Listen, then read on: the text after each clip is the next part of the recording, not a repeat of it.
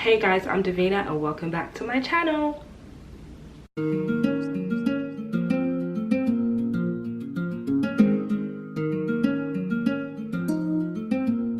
Okay, so let's get into it. My last video was of my rhinoplasty. It has now been January, February, March, April, May. It has now been 7 months since my rhinoplasty surgery in Seoul, and I just wanted to catch up and show you guys where I was at. I had a few questions, some ridiculous and some not so bad. The video I posted gained a lot more traction than I expected. I had a lot of girls messaging me privately. I had some that actually went and got surgery and then messaged me, you know, for advice while they were there, which it really meant a lot to me. I didn't think it would be that much of a deal. I just thought that it's such a taboo subject amongst black women.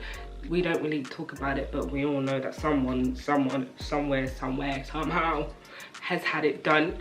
So I just thought, you know what, let's be open about it. I'm not really ashamed. It doesn't embarrass me. In Korea, it's such a normal thing that, you know, I thought I'd put it out there to encourage others to be honest and open and ask questions about it.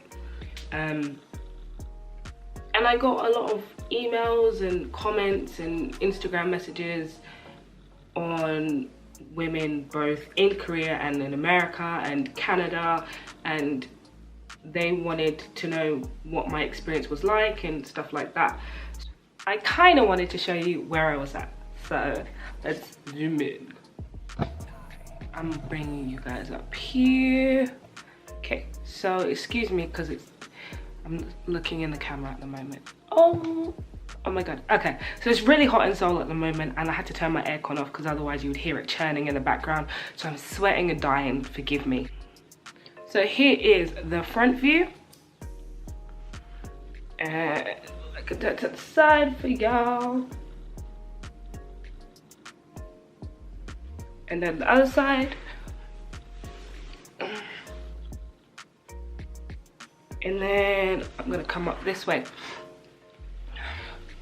I had weird nostrils from the beginning anyway, thanks to my mum. One is circular and one was, or is, tear-shaped.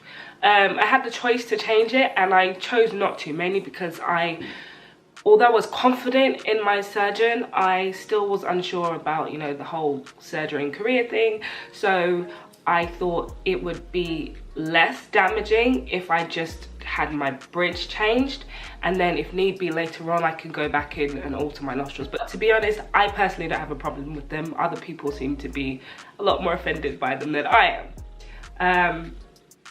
What else? I had a lot of questions about the experience. So the first week, the second week were the most painful. And they weren't really, for me personally, it wasn't that painful within the nose. The pain was mainly behind my ear, actually. And then it was uncomfortable to sleep at night because I had to sleep upright like this. And it was numb. So if I forgot in my sleep and ended up rolling over, it meant that I'd wake up with my nose feeling really numb. It just felt like really my nose wasn't attached to my face. I know that sounds ridiculous, but it didn't actually feel like it was my nose for a while. By the third month, I was a lot more comfortable. You could see here, I'm gonna put it somewhere here, I think, that my nose had gone down quite significantly, and literally each week the shape of my nose would change. I know some people were like, oh, well, your nose doesn't actually look that different. It looks the same, blah, blah, blah, blah, blah. But I did express in my first video and down in the comment section that it takes about a year for your nose to heal. So you're gonna be walking around with a swollen nose for a while. It's gonna be uncomfortable. It might not even look any different to what it was from the beginning. But yeah, now I can see the difference. I can definitely see the difference in the bridge bit, which is what I wanted, really. Pricing. So many of you ladies asked me about how much it costs. Is it more expensive in America? Is it more expensive in the UK? To be honest, and I gave the same answer to everybody I spoke to, it's not conveyor belt. You can't go and say, I want this nose, this nose, this nose, this nose, and then they just calculate the price and go here. Any surgeon that does that, I reckon you fall all the way back. Run. I can't stress how much it's a personal and individual thing. So my nose is not the same as your nose, my breasts are not the same as your breasts, my feet are not the same as your feet, and so on. So what you might require and what I might require, or what I might want or what you might want, are two completely different things. So yeah, the baseline, there's no like starting price or maximum price. It's literally about, I guess, the skill of the surgeon and what you want done. So I had a lower lateral cartilage incision. Bloody hell. I had a lower lateral cartilage excision. Yes, I think I got that right. Excision and I'm reading this. You know what? Let's just read this. I had a lower lateral cartilage excision, an osteotomy, and a septal bridge extension with silicone. I've had many questions about the silicone. I honestly can't feel it. Like, it took, like when it first started to heal, the top healed before the bottom. The tip still isn't healed properly. Apparently that will take, you know, another couple months to fully come down. But it was really weird because it was like this bit would heal and then the skin would peel a little bit. Not in an awful like sunburnt type of way, but it was just dry, and then the next bit would heal and then the skin would peel off there, and then this bit is the very last bit, and it's currently still like the skin flakes if I like scrub too hard. But yeah, the tip definitely still isn't where it is going to be, I don't think. Otherwise, I'm extremely happy with the results. I still look ethnic, I still look like me. My mum freaked.